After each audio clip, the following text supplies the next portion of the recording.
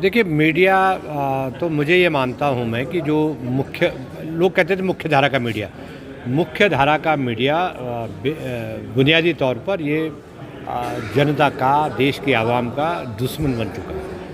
और ये जो सरकार है, सरकार का ये शील्ड का काम कर रहा है और सरकार का सेफ्टी वाल्व के तौर पर काम कर रहा है। इसलिए उसकी क्रेडिबिलिटी जो ख़राब हुई है, उसके लिए मुख्यधारा का मीडिया और उसको चलाने वाले उनके जो सेठ लोग हैं, मुख्यधारा के मीडिया के जो सेठ लोग हैं, वो जिम्मेदार हैं। क्योंकि उनको पता है कि इससे हमारी क्रेडिबिलिटी ख़राब होनी है, लेकिन at the cost of their credibility उसके बावजूद भी वो सेफ्टी वाल्व का काम कर रहे हैं सरकार का। तो ये देश के डेमोक्रेसी के लिए सबसे बड़ी खतरनाक स्थिति है। और मैं ये मानता हूँ कि निजी तौर पर कि ये जो दौर आया है, ये दौर बड़े अपने आप में बड़ा अनफॉर्चुनेट दौर है भारत की मीडिया के लिए। और अब लोग कहते हैं सोशल मीडिया इसलिए आया है कि जब मुख्यधारा का मीडिया की क्रेडिबिलिटी ख़राब होगी, उनकी साख ख़राब होगी और उसमें जो क्वालिटी इन्फॉर्मेशन थी, खबरें थी, वो मैनिपुलेट हो रही हैं, तो लोगों को तो कहीं ना कहीं सच जानने के लिए, सत्य जानने के लिए, ट्रुथ जानने के लिए लोग भटक रहे हैं। इसीलिए वो सहारा ले रहे हैं सोशल मीडिया का, अल्टरनेटिव मीडिया का। तो ये जो ग्रोथ हुई अल्टरनेटिव मीडिया की, उसमें भी हम लोग को थोड़ा कॉशियस होना पड़ेगा। ये नहीं कि हम अगर मेन स्ट्रीम मीडिया की क्रेडिबिलिटी ख़राब होगी तो जो सोशल मीडिया है, सोशल मीडिया में जो यूट्यूब चैनल है, यूट्यूब चैनल में हमें ये सतर्क रहना होगा कि आंख बूंद करके उस यूट्यूब चैनल या उस फेक न्यूज़ पर का आप उसको फॉलो ना करें और आप उसमें देखें कि सच क्या है, झूठ क्या है। और उसमें दूसरी जो बहुत महत्वपूर्ण बात मुझे ये लगती है कि फेक न्यूज़ के प्रति एक पूरा सिलसिला, क्योंकि सरकार को भी पता है कि अब मुख्यधारा का मीडिया के थ्रू सरकार अपना काम करती है, उनको सरकार के खिलाफ कुछ नहीं छपता। तो सरकार कोशिश कर रही है कि जो यूट्यूब चैनल है, वहाँ भी सरकार के लोग और सरकार के जो एजेंट हैं, वो एजेंट वहाँ भी घुस गए हैं। तो वो मानते हैं आप कि मुख्य धारा की मीडिया गवर्नमेंट सवाल नहीं कर रही है? ऑफ कोर्स, ये तो सच ही है कि देखिए सरकार पिछले 7-8 साल से प्रधानमंत्री जी ने कोई प्रेस कॉन्फ्रेंस नहीं की है। सरकार का कोई पहले मिनिस्टर अपने मंत्रालयों की, अपने मिनिस्ट्रीज़ की अलग से प्रेस कॉन्फ्रेंस मिनिस्ट्रीज़ में करते थे, वो सारी बंद हो गई हैं। प्रेस नोट जर्नलिज्म ईजाद हो गया है, इंट्रोड्यूस हो गया है, और उस प्रेस नोट जर्नलिज्म के जरिए जो सच जानना है, जो सवाल पूछने हैं, वो सवाल चाहे वो यूट्यूब चैनल को अगर हम छोड़ दें तो मुख्यधारा का जो मीडिया था, जिससे ये उम्मीद की जाती थी कि आप सत्ता में जो लोग बैठे हैं उनसे आप सवाल पूछें, और लेकिन सवाल नहीं पूछ रहे हैं। तो सवाल इसलिए नहीं पूछ रहे हैं कि वो प्रोटेक्शन वाल्व के रूप में, सेफ्टी वाल्व के रूप में जब कोई मीडिया तंत्र या मीडिया इंस्टीट्यूशंस खड़ा हो जाएगा और सरकार के एजेंट के रूप में खड़ा हो जाएगा, तो उसको उसकी कहाँ से हिम्मत हो गई सरकार से सवाल पूछने की।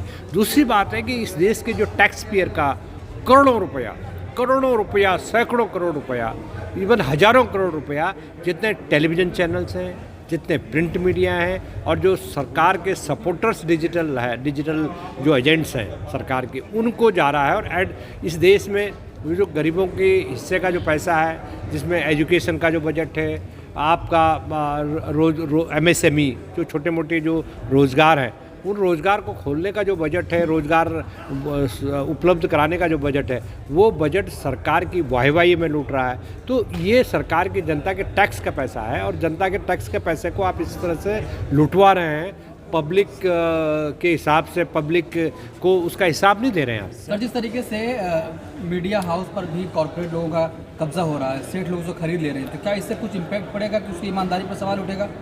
ऐसा है कि मैंने बोला कि ये क्लब बन गया है। ये क्लब जैसे होता है ना कि सेठों का क्लब, तो सेठ जी का अखबार है, नेता सेठ जी के पास बैठता है, सेठ और नेता का नक्सेस हो गया, गठबंधन हो गया, गठजोड़ हो गया, तो उनको फिर बाकी की ज़रूरत नहीं है।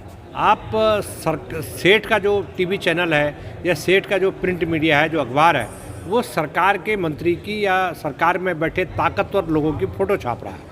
वो एक दूसरे का वेस्टेड इंटरेस्ट को देख रहा है, उसको सर्व कर रहा है। दूसरी बात है कि वो सेठ का जो पेपर है या टीवी चैनल है, वो कॉरपोरेट के जो बड़े बड़े महारथी हैं, जो कॉरपोरेट्स के बड़े नाम हैं, उनका इंटरव्यू छापता है, रादर देन इस देश के जो मजलूम हैं, इस देश के जो गरीब हैं, इस देश के जो दलित हैं, पिछड़े हैं एंड जो ज़रूरतमंद लोग हैं, जो जिनकी कोई से नहीं है, कोई सिफारिश नहीं है, कोई आवाज़ नहीं है, वो उन लोगों की आवाज़ बनने के बजाय सेठों की आवाज़, धन्ना सेठों की आवाज़, उद्योगपतियों की आवाज़ जब मीडिया बन जाएगा तो लोगों का विश्वास तो अपने आप उससे हट जाएगा। सर, जिस तरीके से पत्रकारिता जगत के नामचीन चेहरे रवीश कुमार आरोप लगाते हुए NDTV छोड़ देते हैं कि वहाँ पर सेठों का कब्जा हो गया है, अब हमें बोलने नहीं दिया जाएगा, क्या आपको लगता है कि जो आरोप लगा रहे हैं वो सही है? देखिए, ये तो जग जाहिर है, कोई उसमें छिपाने वाली बात नहीं है। टेक ओवर हो गया है। एक टीवी चैनल जो सरकार से सवाल पूछता था, ऐसे प्रोग्राम करता था कि जो सरकार को की नीतियों की, पॉलिसीज़ की आलोचना कर रहा है, उनको कटघरे में खड़ा कर रहा है। उनके प्राइम टाइम को बहुत ज़्यादा व्यूअरशिप थी। मतलब ये था कि जो प्राइम टाइम की जो व्यूअरशिप थी, बाकी टीवी चैनल में उस समय ऐड नहीं आता था, सारा ऐड जो है प्राइम टाइम को डाइवर्ट हो जाता था। तो ऐसी स्थिति में मतलब एक पत्रकार को, ऐसी सरकार और ऐसी व्यवस्था है कि एक पत्रकार को कैसे नौकरी से निकालने का इंतज़ाम किया जाए, क्योंकि उनको उनको चाहिए वोट। उनको लगता है कि वोट लेने के लिए जो लोग उसमें बाधा बन रहे हैं, बैरियर बन रहे हैं, जो उसमें ब्रेक डाल रहे हैं, जो बाधाएं खड़ी कर रहे हैं, उन लोगों को किसी न किसी तरह से सिस्टम से बाहर किया जाए।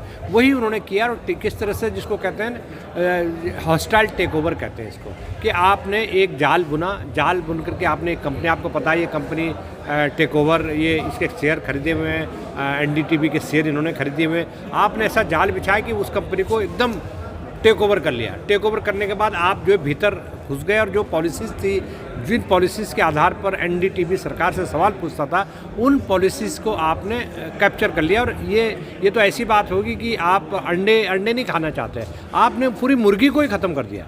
तो you want to kill the मुर्गी। तो उसको कहते हैं कि आप जो है मैसेंजर है।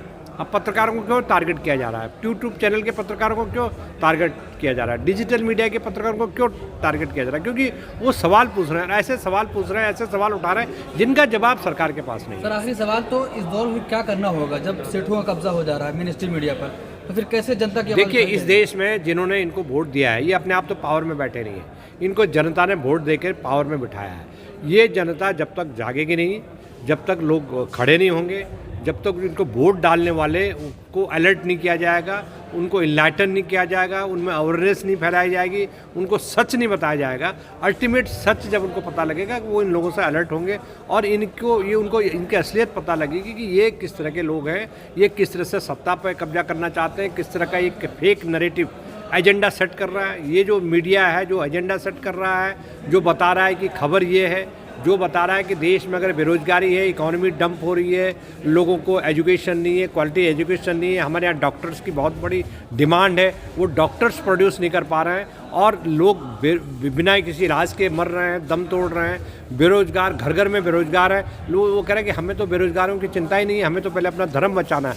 तो जब आप इस तरह की पॉलिटिक्स करेंगे, जो रिलीजन जिसका बेस है, कास्ट जिसका बेस है, धर्म के आधार पर जो एजेंडा सेट जो टीवी चैनल कर रहे हैं, मुझे लग रहा है कि उसके प्रति लोगों को अलर्ट करना पड़ेगा, जागरूक करना पड़ेगा। अगर ये जागरूक नहीं होंगे तो इसी तरह का राज होगा कि जो पूरी जो सिस्टम है, वो सिस्टम इसीलिए होगा कि भाई पावर आ गई, पावर से आप एक्सप्लॉइट कीजिए 5 साल तक, 5 साल 6 महीने बाद आप कुछ और काम कीजिए, फिर आप पावर अर्न कीजिए, और पावर अर्न करके उसका जो अपने जो वेस्टेड इंटरेस्ट है, देश के जो नकारा लोग हैं, नाकाबिल लोग हैं, उन लोगों को आप इम्पोर्टेंट पोजीशन पे बिठाएं। और दूसरी ये करें कि जो कॉन्स्टिट्यूशनल जो बॉडीज़ हैं, चाहे वो पार्लियामेंट है, चाहे जुडिशरी हो, चाहे वो आपकी कार्यपालिका है, जो हमारी एग्जीक्यूटिव्स है, उन सब को कैप्चर करके वहाँ ऐसे लोगों को बिठा दें जो आपके वेस्टेड इंटरेस्ट को सर्व करें। तो पूरी पॉलिटिक्स उधर जा रही है। जी सर, भारत दुनिया का सबसे बड़ा लोकतांत्रिक देश है, लेकिन यहाँ दिन ब दिन जो पत्रकारिता का स्तर वो गिरता जा रहा है।